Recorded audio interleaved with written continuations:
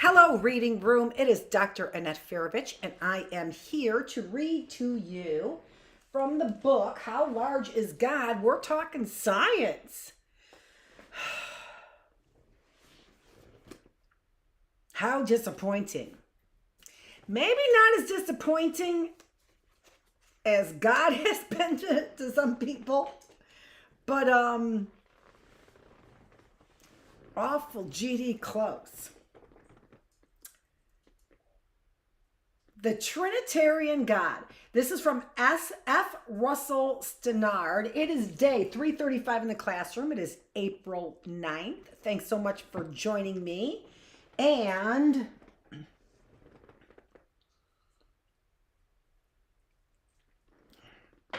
I can't wait to get my family back together. Again, I'm counting on walking the straight and narrow so that there is not hate that develops in my family's heart because of what these C words are doing to us. The voices of scientists and theologians. Let me see how many pages we have left here. Oh my gosh, only a couple. Then we'll start a new chapter. The Trinitarian God. So remember, this is approaching God through paradox. So we're watching for the author to do a paradox.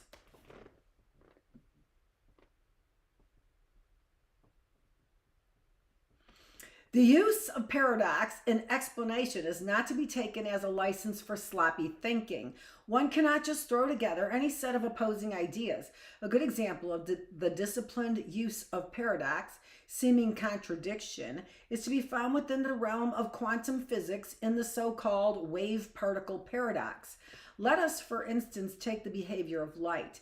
When it interacts with matter, it behaves like a tiny particle. The collision takes place instantaneously at a particular point-like location with the exchange of energy and momentum. For this purpose, we regard light as a packet of many such photos. No, as a packet of energy and momentum. Close. Called a photon. A beam of light will consist of many such photons. Where the next photon interaction will occur, we cannot tell. All we can do is compute probabilities of various alternatives. The quantum uncertainty of which we earlier spoke. To evaluate the probabilities, we have to treat the light beam not as a stream of particles, but as a wave. Accordingly, the passage of the beam through slits in screens, troughs of water, glass prisms, and lenses, etc., shows all the characteristics one associates with waves: diffraction, reflection, refraction, and polarization. Thus, we are able to work out the intensity pattern of light falling on a distant screen, and this in turn tells us the relative probabilities for finding the next photon arriving in any given region of the screen. Now, this is very strange. A photon is envisaged as having no size. It is point-like in its interaction, but a wave, by its very nature, cannot be point-like. It has a wavelength, and that has to be spread out over a certain distance in space. So we are faced with the problem of how something can be localized to a point and yet not localized. This is a problem that affects not just light, but everything else. Electrons, protons, nuclei, atoms, and even molecules. Although they interact with other forms of matter as though they were localized particles, in computing where they were likely to interact, they have to be regarded as waves processing a wavelength governed by their momentum. It is merely the fact that large molecules, like human bodies, footballs, and cars, have large values of momentum and hence tiny wavelengths that disguises their wave-like characteristics. The truth, however, is that every time one walks through the slit that is a doorway, for example, one gets very slightly diffracted to one side or the other. Really? Is that what you see?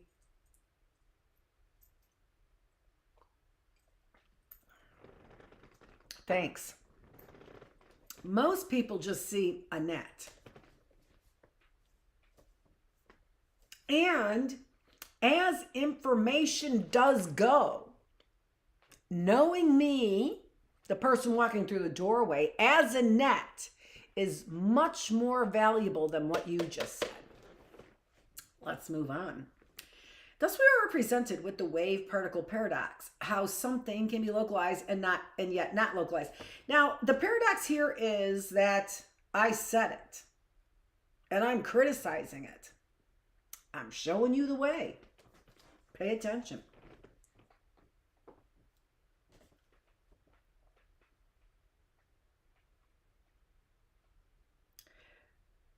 How something can be localized and yet not localized. But it is not a free-for-all. One knows exactly when to involve the wave behavior in computing probabilities and when to invoke the particle behavior. Really? Hold on just a minute. One knows? Really? Because just a little while ago, you were just like, hey, it's a crapshoot. When one can evoke, it doesn't say one, but it should.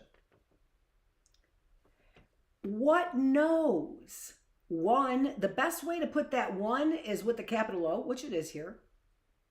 The one knows exactly when to involve the wave. Tell me what one is. That's the important part of whatever gibberish is being said here. But again, the paradox is I said it, and now I'm criticizing it, right? Well, it's not just a thing about environment and when it's applicable, because that could be hypocrisy as well. What it was a spin on words enough so that I can make a statement to the scientists that would get them to really begin to think about God in different ways. You don't agree with them because you don't know who he is. And let's start with the fact that he is not just a little bit bigger. He's bigger than, way bigger than even the physicists and the cosmos guys. Right? And put them together. Still, no idea. Put me in the mix. Oh, we have a little idea. Now, they show a little idea too. As you can see how important it is. Where was I snoozing last? To this extent, everything is cut and dried. With this manner of working, one is able to understand the properties of atoms and design and build lasers, transitions, supercooled magnets, etc. Quantum physics has become a thoroughly applied science, a branch of technology. The trouble comes if one wishes to go beyond the practical day-to-day exploration of quantum physics to ask questions such as, what actually is light? Or what actually is an electron? Here, for instance, one is looking for a straightforward, common sense answer to the question as to whether light is really a point-like photon, a particle that just happens to look a bit wavy at times, whatever that means, or whether it is really a spread-out wave, a wave that just seems a bit gritty from time to time, whatever that might mean. The solution offered by Niels Bohr was to reject this what is type of question as meaningless. We are not to talk of what something is, rather we are to restrict our discussion of how things behave. As long as we talk only of behavior, of interactions, there is no problem. If we are asking how light or an electron interacts, we use the language of particles. On the other hand, if we ask where the light interacts, we use the language of waves. What we are not permitted to ask is what the light is outside the context of an interaction, outside the context of its observed behavior. It means, hey, listen, basically stop manipulating things, science, because what you are not permitted to do is to ask what the light is outside the extent of an interaction.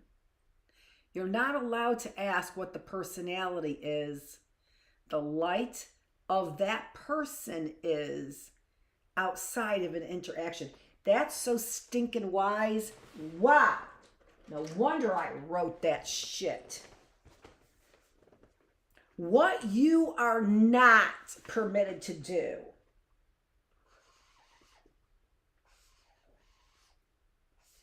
As a scientist in particular, but even as a human being, you racist motherfuckers.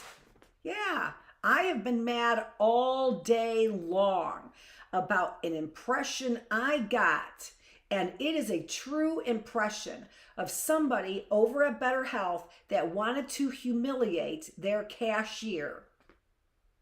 A little stinking maggot chick that wanted to humiliate, and it was clear that's exactly what her mission was to humiliate that clerk. There was no reason for you to go get a manager, you big liar, you little teeny tiny Lucifer.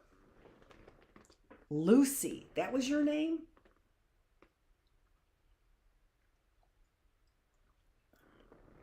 Lucy, sit in your basket. You're on top of all of my... Yeah, you! Sit in your basket. What the giant ears. Her ears are like 3.5 inches long. Honey, sit in your basket, please. Okay? Because she's sitting on my cloaks. Honey, I don't want you to sit on my stuff, okay? I know you like to. I know. But let me take this. Now, if you want to sit there, and you have to sit there, you can. Okay. If you can't criticize yourself, then shut up.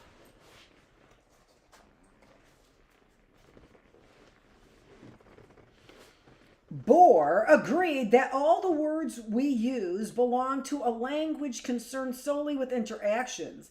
It is therefore a misuse of language to apply it to what might or might not exist, or what might be happening or not happening in between the instance of those interactions. Thus, we can talk of properties such as energy and momentum and position as characterizing certain features of an interaction, but that is not to say that it makes sense to think of an electron as having, say, a position or an energy in between its interactions. According to Bohr, the most complete picture of an electron, for example, is not really as a particle, downplaying the wave characteristics, or alternatively, really as a wave, this time downplaying the significance of the particle nature. Instead, one must hold simultaneously in mind both the particle and wave aspects according to each equal status. It is through a combination of identifying which are meaningful questions and which are not, together with an acceptance as to what constitutes a satisfactory explanation, that one gains as a resolution of the wave-particle paradox. Although this interpretation of quantum physics has come to be known as the orthodox one, not everyone by any means goes along with it. There are those who believe this is no kind of explanation at all, and that Bohr and his friends have given up too easily on the problem, though in effect denying that there remains a problem. Those dissatisfied with the so-called Copenhagen interpretation originated by Bohr have included many eminent scientists, including Einstein. But 60 years from the time this debate was initiated, no one seems any closer to an acceptable solution as to what might be going on in between interactions, which is exactly what Bohr would have expected. Whether this is or not the right interpretation of quantum findings, one thing is for sure. The kind of thinking that Bohr employed appears to have its uses in theology. One has only to think of the Christian doctrine of the Trinity to be faced with the paradox, the 3 in 1 and 1 in 3. This is so funny that I picked the name Bohr. It's just so funny when you think about it. All the way through. The kind of thinking that Bohr employed appears to have its uses in theology. Exactly what I wanted. My scientific thinking that you would not give credence to unless I just said I was an astrologer. Okay, I read my horoscope. Yeah, that's right. That's why you think I'm a big fake. I'm not a big fake. I wrote it. And I'll argue it, and I'll stand for it. Or again, take the Christian understandings of Jesus as both fully human and fully divine. He was not to be regarded as really God and only appearing to be human. Neither was he to be thought of as really human and only appearing to act in a godly manner. He was fully both, with neither emphasized at the expense of the other. And this was despite having to marry the apparently contradictory requirements of, on the one hand, God being all-powerful, all-knowing, and unlimited as regards space and time, and on the other, a human being weak, limited in knowledge, and restricted to a finite location and a narrow span of time. Despite the contradictions involved, the early church fathers felt compelled by interpretation of the life, death, and resurrection of Jesus, his teachings, and all the events that had presaged his coming, to embrace these paradoxical statements as the nature of God and the nature of Jesus. It is extraordinary that the same kind of thinking that 1,500 years ago assisted in the resolution of these questions concerning the Creator should have resurfaced in our own time as the way forward in understanding the creation. The way forward. Now, of course, it can be argued that my past two sections have not advanced theology at all, and that God's foreknowledge, the thinking behind the Trinitarian formulation, and the idea of Jesus being both fully human and fully divine, none of these is new. That's true, but progress sometimes can be made by regaining lost ground. And also, none of it is very scientific. It is really all philosophical and theological, and philosophy is just leaving God out of the question. Nobody needs science. With the growth of rational thinking, a premium has been placed on straightforward thinking, logical, and supposedly scientific explanation. And don't think that all of those disciplines then, of those sciences, the study of, aren't there for economic reasons then. If I break philosophy and theology, theology, what? They have a point that whatever? Oh, never mind. If I break theology up into and call it these different kinds of sciences, they're like, maybe we could know God a little more, right? Thus, it is common to come across professional theologians who do not subscribe to the idea that God has foreknowledge. For them, it is an impossibility, and even an all-powerful God cannot be expected to do things that are logically impossible.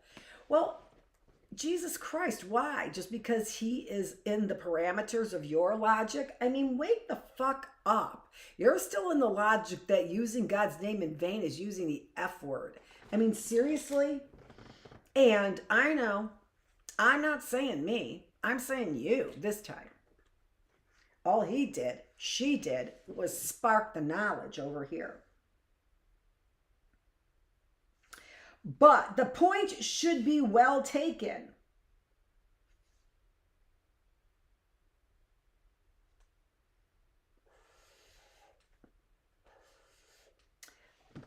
Does God have foreknowledge? And here's what I'm saying. I agree with this writer.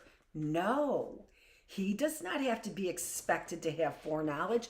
Why do you think he's doing the fine-tuning? And just keep your mind right here. Fine-tuning, right? He's doing the fine-tuning. So no, he does not have the foreknowledge.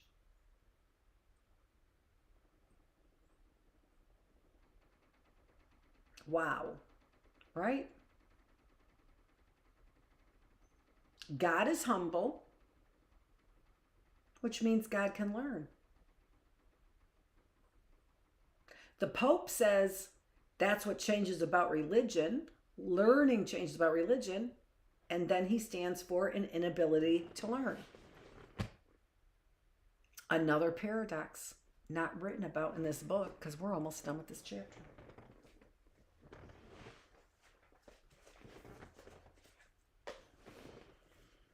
What we find in the light of relativity theory is that one interpretation, and by the way, I would have written this after Wayne State physics class. I'm like, this shit is so unimportant, I want to vomit. That's what I felt like. But what I did was put it together under the guise of something that someone might actually read and publish and all that, and didn't have anything to do with the publishing or the whatever, right? Just the words, putting them down on paper. I don't care if these people exist and they get credit and they take credit, as long as the words are out there. That's all we cared about. We care about the recognition, nothing, as long as these words got out there so that we can speak to scientists and they listen, number one.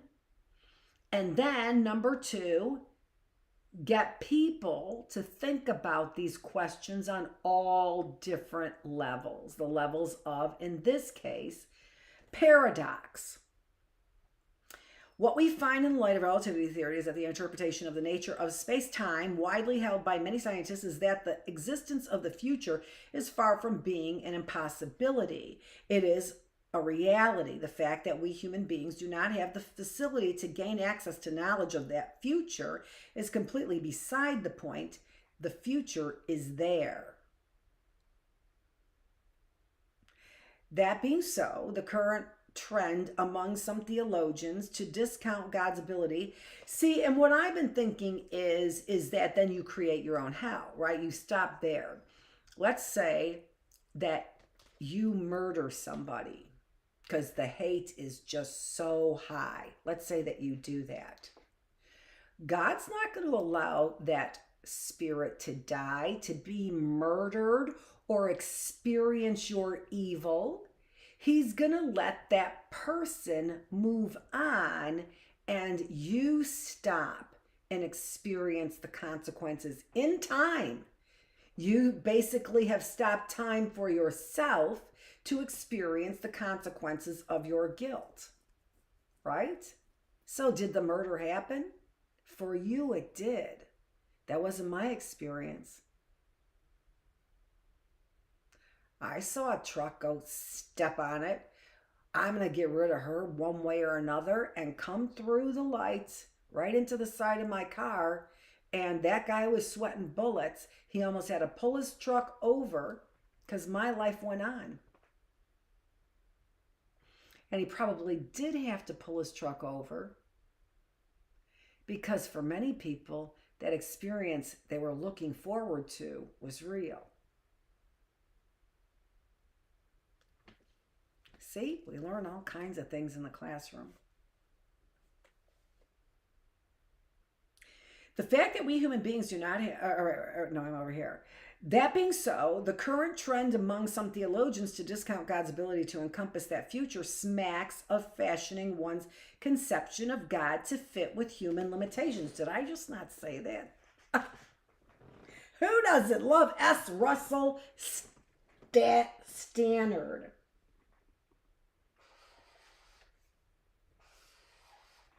Perhaps this is where modern physics can play a useful role in reading us and recalling us to a former and more adequate understanding of God. And the fact that they're using words like calling us to a former understanding of God.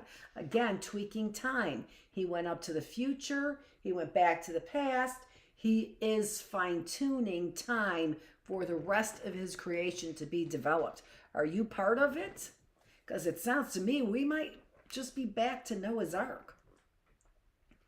Likewise, there is a trend to discount Trinitarian thinking and the doctrines concerning the person of Jesus as having been too heavily influenced by Greek thought, bowing to the seeming demands of our modern scientific culture to abandon the idea of miracles, at least in the sense of there being departures from the normal operation of the laws of nature. There is a move to reject, for example, the virgin birth. Whether this is justified or not, and on balance, I would incline to view that the account of the conception of Jesus probably ought not to be taken as literally true. Does this mean we should abandon the claim of the divine nature of Jesus? It certainly does not necessarily follow. Yes, exactly. Just because we don't understand it doesn't mean that, God was, what to Mary. The facility with which modern quantum physicist simultaneously sustains a balance between the seemingly contradictory wave and particle properties of the electron should serve as an example to theologians that there might still be much to be gained from continuing to do likewise over the human and divine nature natures of Jesus. And it doesn't mean that God and Mary or Jesus and Mary weren't looking for a place to bring God into the world, right? In time and space, where do we want to raise God? Where do we want to make sure that he has front seat to what his creation has done? Right? Just because the offspring were as large as kernels of sand or kernels of corn and numbers of sand kernels, crystals, whatever, particles, doesn't mean that in the end would have been what we would have fine-tuned to present to our Lord. Right? And it also doesn't mean that you aren't fine-tuned somewhere along the way to be presented to our Lord. I'm quite sure if you're here in this ending time, that's part of the big push.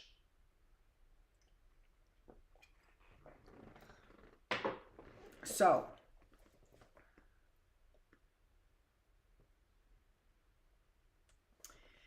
the facility with which the modern quantum physicist simultaneously sustains a balance between a seemingly contradictory wave and particle properties of the electron should serve as an example to theologians that there might still be much to be gained from continuing to do likewise over the human and divine natures of Jesus. I just read that. But also, here's the thing about it. Okay, so let's say that you have understood in this amount of space where a particle and a wave meet and what's going on there. Okay, you have the rest of the space here, and that's only this space. That's only this amount of space. You think you might have something to learn?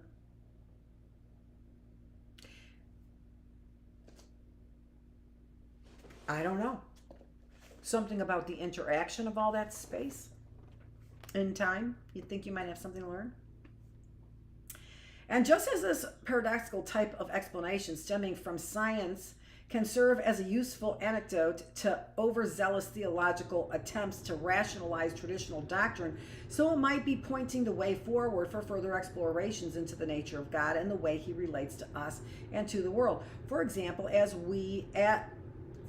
what are we to make of the notion of free will once we accept that our choice is somehow frozen into the block universe? This appears to involve a contradiction of some kind. Second, the absence of miraculous interventions into the workings of nature, or at least if interventions occur with considerably less frequency than was once thought, how does God have an effect on the world?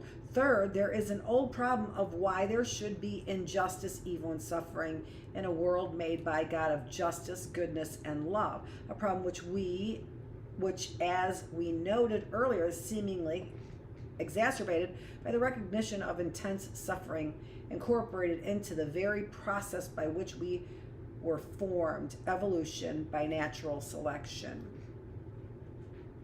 Right? Because that's nature. That's nature. No. God shows you the problematic idea of exactly what they're saying. I understand that when you have hate in your heart and rejection, it is very difficult for the sounds of those harmonious notes, the things we agree on, it is difficult for you to understand that. I get it. I get it. It's difficult for you to understand the harmony between us. You know, you set out a fat cat, it's going to be difficult for us to understand the harmony. You've already set the tone, don't you think? Third, there is the old problem of why there should be injustice, evil, and suffering in a world made by a God of justice, goodness, and love. A problem which we noted earlier is seemingly exacerbated by the recognition of intense suffering incorporated into a very process by which we were formed, evolution, by natural selection. Why would you believe that that would be a godly thing to do, especially when you keep changing your timetable? It's not. You've studied it, but you don't understand it. You don't understand what those birds know. You are out there with your broom getting rid of the warblers. You don't know what they know. You see St. Francis over there. St. Francis is teaching them about a God because he knows nothing about what they know about God. And your ideas about evolution suggest that natural selection is something that we don't want and a loving God would not produce. Who produced in my scenario about that truck driver or about a murderer? Why can you see somebody move on from a murder? Because that's the suffering that individual created. And then therefore the consequences. I didn't create that.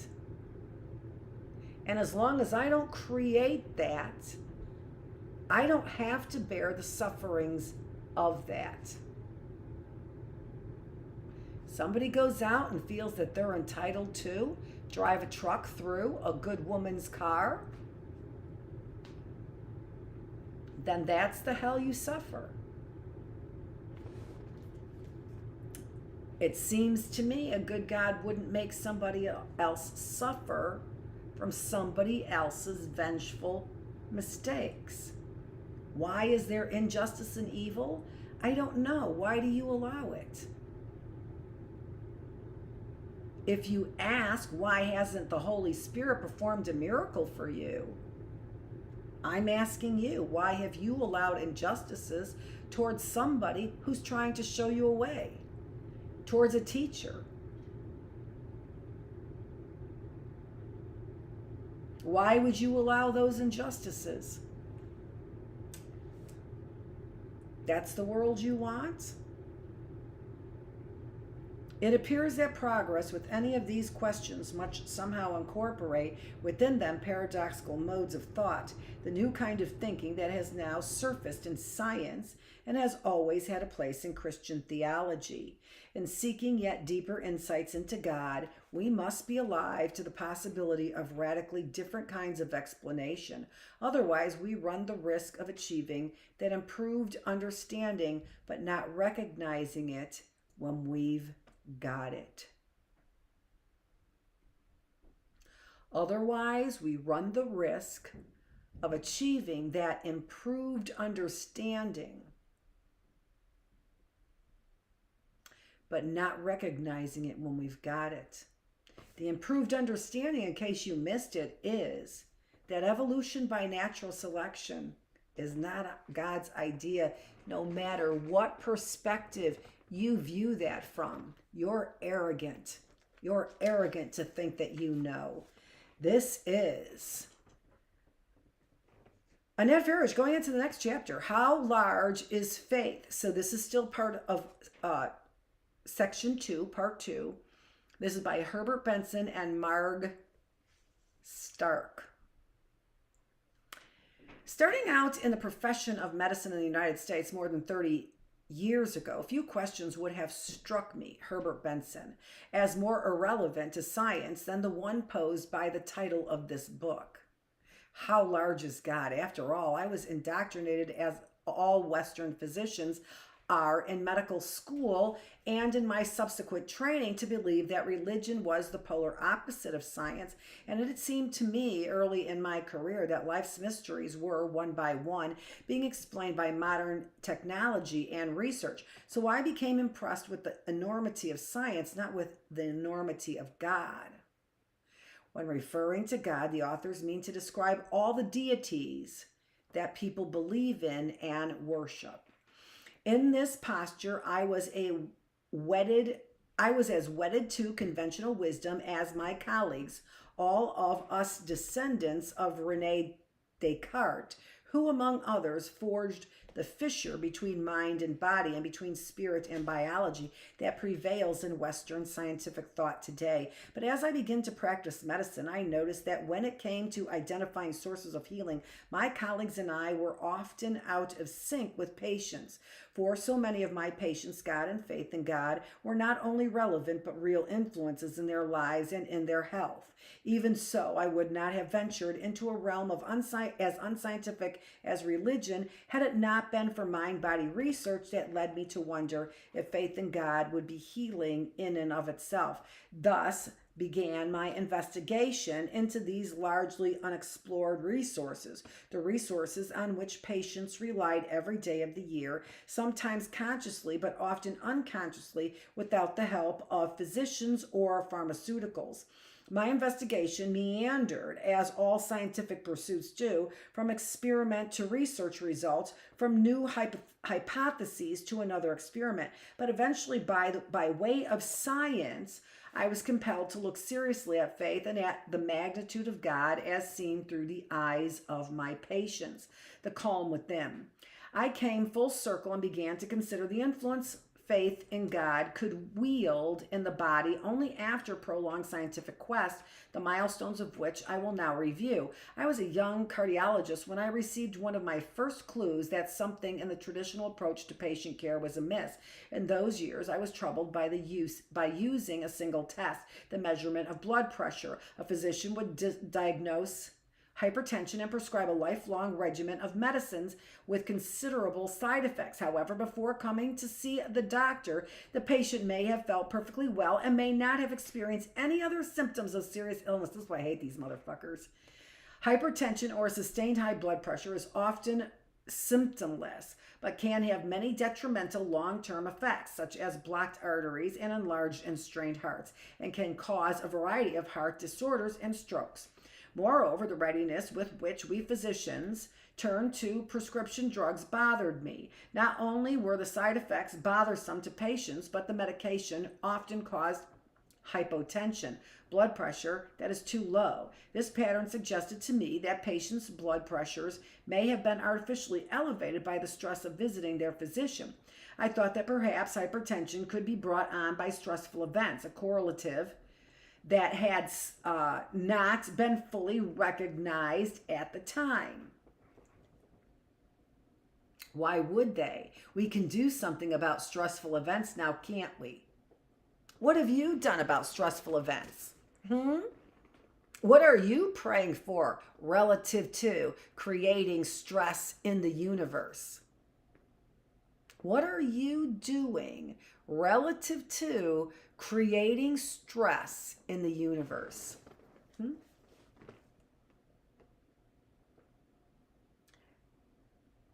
To determine whether stress affected blood pressure, I began experimenting with monkeys in a Harvard Medical School laboratory and found that the monkeys responding to certain incentives and disincentives could actually learn to control their blood pressure. The monkeys required no medicines to increase or reduce the force of the blood that pumped through their arteries. Imagine that. Wonder when that study was done. 1938. According to this study, there's got to be. I don't see the reference there. According to this study, stress could contribute to high blood pressure, and perhaps more important, this study made it seem possible that humans also could be trained to control and lower their blood pressure. Transcendental meditation. While the aforementioned experiments were underway, I was approached by some practitioners of transcendental meditation who believed that they were capable of lowering their blood pressures when they meditated. TM, as it was known, became popular in the 1960s and 70s. Where are we now? I'm sorry. Opioids? Sleeping on those now? Under the leadership of Maharishi Mahesh Yogi. But I turned the TM practitioners away. Now who's Yogi Bear? And who's got this TM meditation? What a bunch of liars. See the twist in language? My findings that stress might contribute to high blood pressure already had met with resistance at Harvard and elsewhere within the medical community, and I was fearful of jeopardizing my primate research by associating with what others deemed a fringe organization. But the TM practitioners were persistent, and eventually I brought some of them into the laboratory to measure physiologic changes that occurred while they engaged in meditation.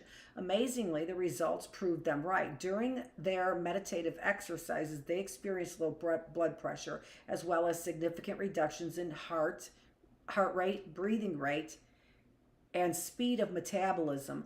Ultimately, I called this physiologic calming effect a relaxation response. Researchers before me already had discovered that this same kind of physical relaxation could be induced in animals. Nevertheless, the findings that TM could be used as a willful exercise to produce physiological changes in humans sparked controversy in the medical community. Imagine that. We can't learn! We can't learn! We can't learn! That's a we can't learn from the medical community. Hard to understand. Nevertheless, the findings that TM could be used as a willful exercise to produce physiological changes in humans sparked controversy in the medical community. While some of my colleagues were supportive, others urged me to abandon this line of research.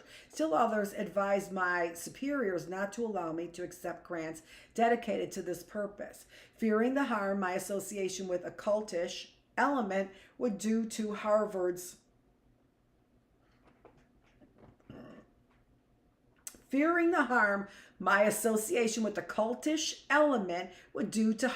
reputation.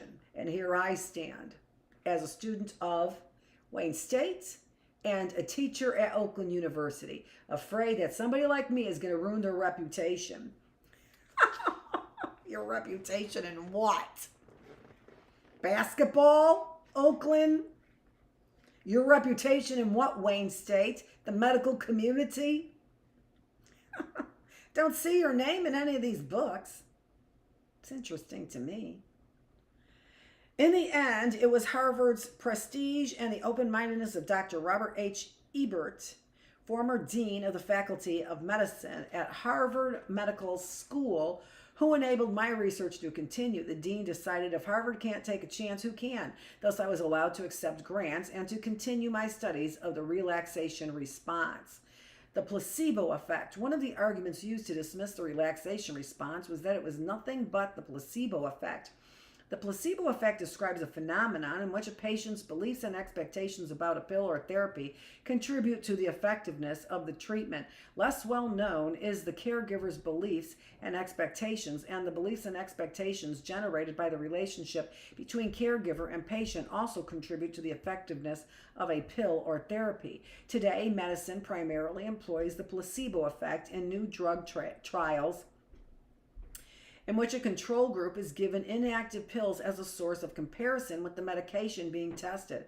But the theory behind the placebo effect, the physicians have long recognized, is that having faith in something makes a difference in medical outcomes. Traditionally, we have relied on the findings of Dr. Henry K. Beecher of Massachusetts General Hospital, reported in 1955. What was I saying? I did go to this conference over there in Boston, but it wasn't by Harvard. It was by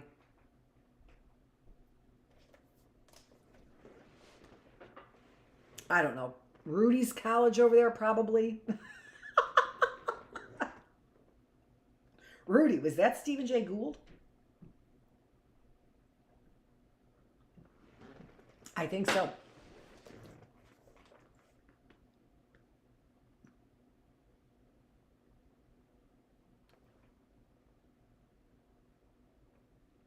My colleague, Dr. David P. McKaylee Jr., and I looked at therapies used in the past to treat angina pectoris, pain that people with reduced blood flow to their heart muscles experience in their chest and arms.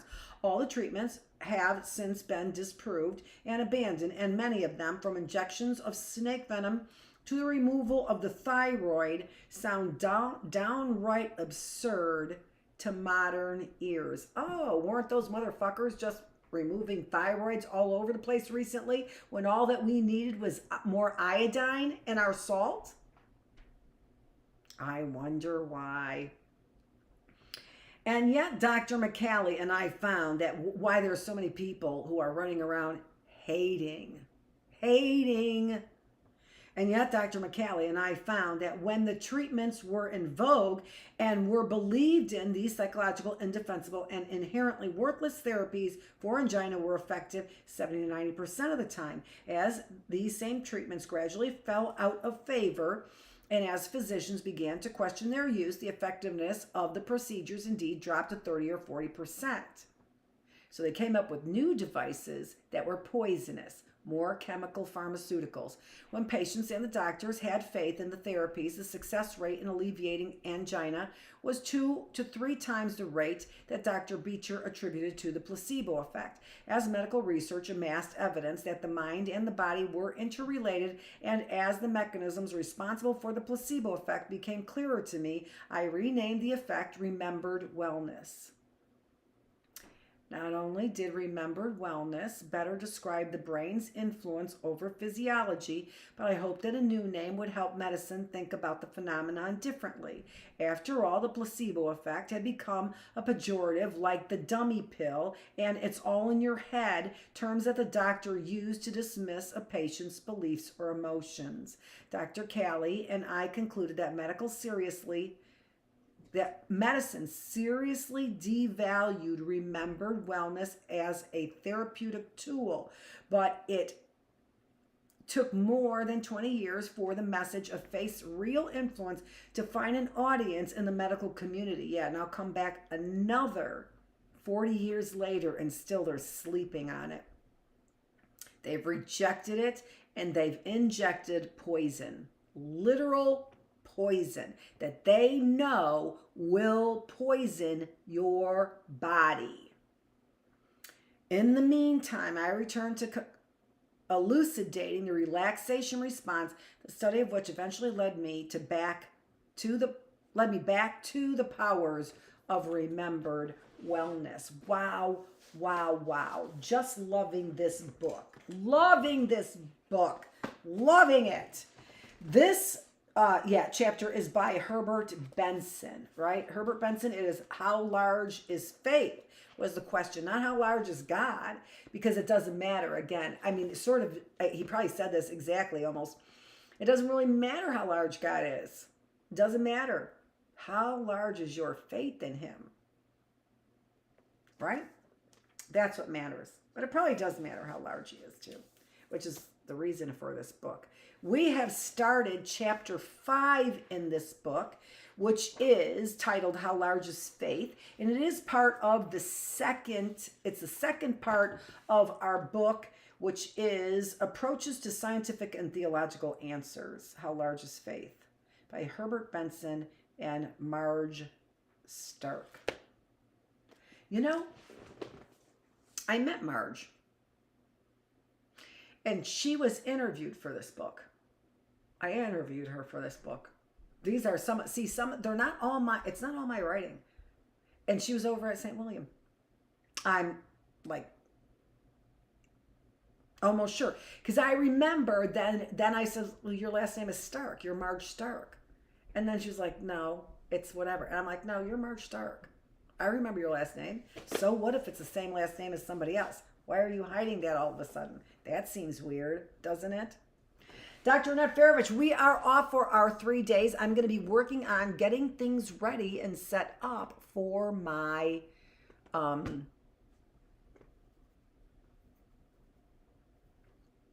videoing of art. So that's what I'm going to be spending the weekend, not on that fucking Husqvarna. Husqvarna's supposed to be a guy, not, with the dongle. Not this fucking piece of shit.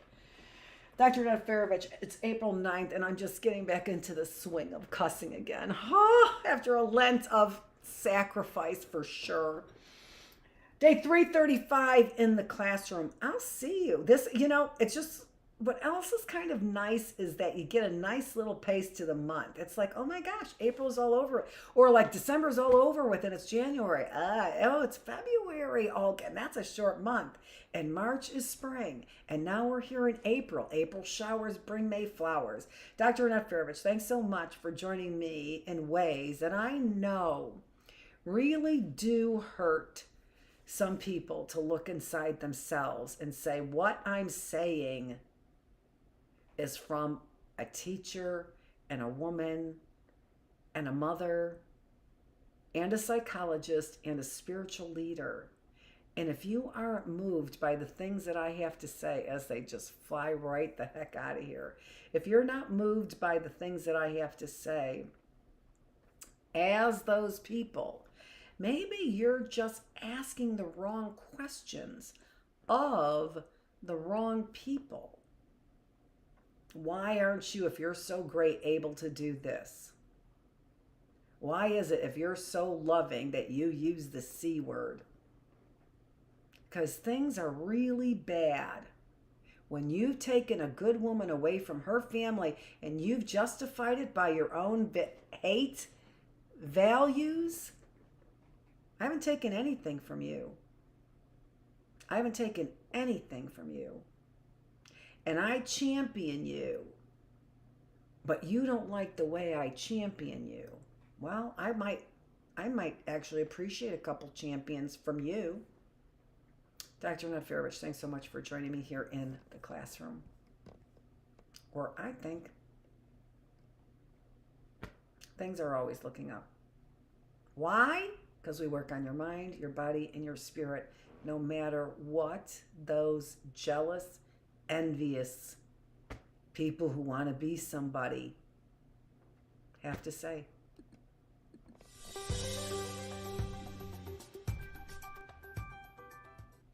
And not that you can't want to be somebody, right? It just can't be all desire to be famous. So much so that you what? Get your ass on the wrong side. That's what. Okay, now we're done.